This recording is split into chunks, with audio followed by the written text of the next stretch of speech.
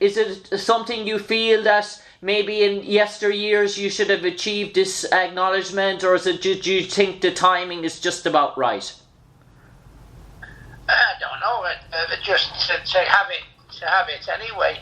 To be honest, it's fantastic. I mean, when you first laced the gloves on as a 10-year-old and as the Council of State in Manchester, I never thought I would be inducted into the Hall of Fame. Do you know what I mean? You can be a world champion, but it still doesn't mean you can be inducted into the Hall of Fame.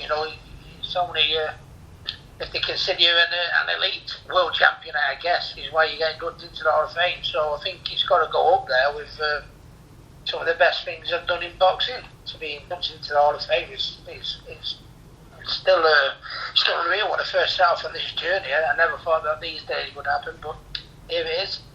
And Ricky, what do you think of the class that's joining you? Diego Corrales, a phenomenal fighter, Jane Couch, Michael Moore, some real big names to go alongside you that are joining the 2024 class? Yeah, well, Diego Corrales will be probably involved in one of the greatest, if not the greatest round of all time, with his win over Jose Luis Castillo. I think it was round 9, wasn't it, if I'm not mistaken, but yeah, one of the best rounds in boxing. Michael Moore, a heavyweight, champion of the world, and my friend from down the road in Fleetwood, Jane Couch. To be honest with you, when you see what ladies boxing has done, is where it's at today, if you like. Certainly in Great Britain, I don't think there would have been any ladies boxing if it wasn't for Jane Couch. She went up against the British Boxing Board of Control, so women as well as men could go and fulfil the dreams and chase and achieve their goals. But yeah, I think, and she never gets mentioned, which I think is very upsetting, because to be honest, I don't think there would be any British boxing in this country if Jane Couch and have set us out to make it available for girls years ago.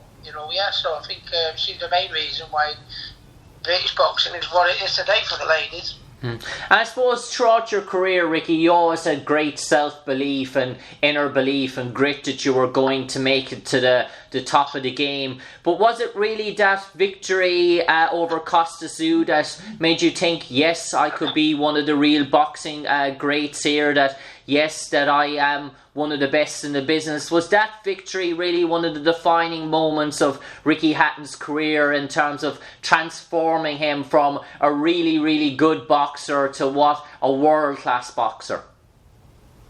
Yeah, well, Kostya Tszyu was a global boxing star, wasn't he? He was famous all over the world, not just in the UK like I was at the time. He was named he was an elite amateur fighter before he went professional, and he was, undisputed champion. He was a pound in the rankings. When I boxed him, nobody gave me a chance of beating him.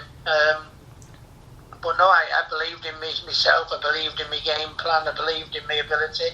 I mean, I had a lot of critics, really. Basically, I know I had a good fan base and I was well loved, but I did have a lot of critics that said, his defence was a little bit ropey, and he gets cut too often, and he's a big ticket seller and a nice kid, but I don't think he'll get to the top of where he's talking about. And that worked as my fuel a little bit, you know what I mean? I saw that as insulting, and it made me more determined.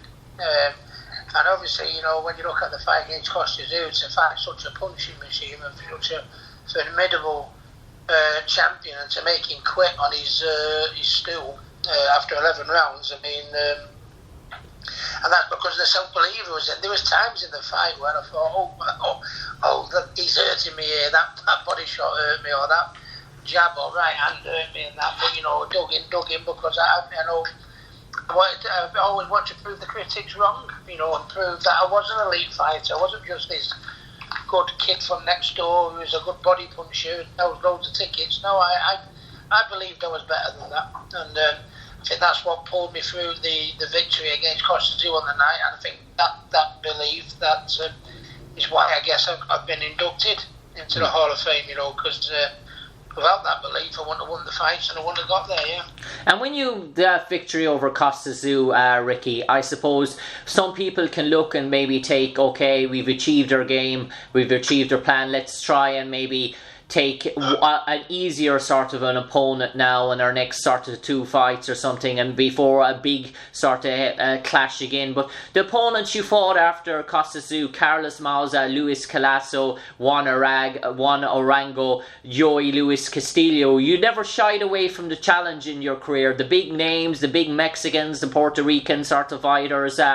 After Kostya Tszyu, it was big name after one after the other. There was no sort of gimme fight where Ricky Hatton went in, say, overwhelming favourite in terms of pundits and bookies. You always took on any challengers that were ready, that were in line to have a shot at Ricky Hatton. You welcomed them with open arms.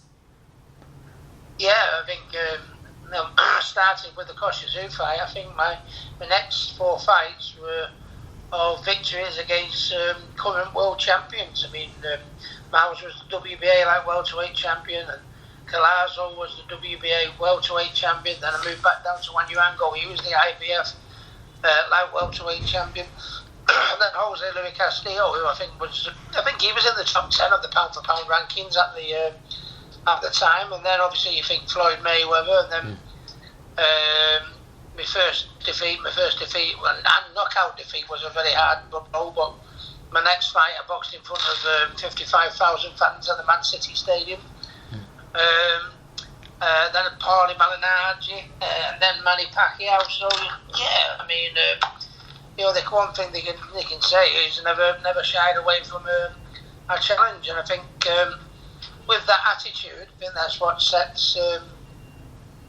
You can be a good fighter, but I think that's what sets the elite fighters up, isn't it? That they have that desire and that no fear attitude, isn't they? Because I mean, boxing went for a period back in the day, and then people would win the world title, wouldn't they? And they'd have the 6 or 7 easy defences and stuff like that. I was never blessed with that. I always the challenge was what it was all about for me. And I suppose, Ricky, if you had, every boxer and every person throughout their life, no matter what their career is, always have regrets or 1 or 2 things that maybe looking back, maybe if I had done this at this time, or if I had done this, would have done better. I suppose for Ricky Hatton, would you look back and maybe say that maybe in 2009, that Manny Pacquiao fight, if it came maybe 2 years earlier, in 2007 or 2006, maybe when you were really on top form, that it would have been better suited for you? Did the fight maybe come too late in the career of Ricky Hatton?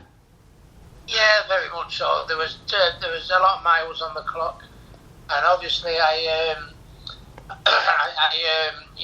I did away from the ring, ballooning up and down the weight would have had a long-term effect on me. And yeah, my style was to move in on my opponent, a body punch, I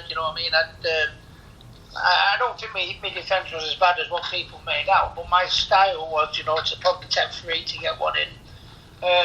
So yeah, I mean, when I fought Pacquiao, I think it was my 47th fight or something like that. And when you fight like Ricky Hatton, in your face all the time, and when you've balloons like Ricky Hatton, up in weight, down in weight, up in weight, down in weight, sooner or later your body's going to turn around and say, listen, I can't do this no more. And I think at the time it's been well documented, the personal problems that I had, regardless of the miles on the clock through the boxing. But the person, I think my best days were definitely behind me. So I think if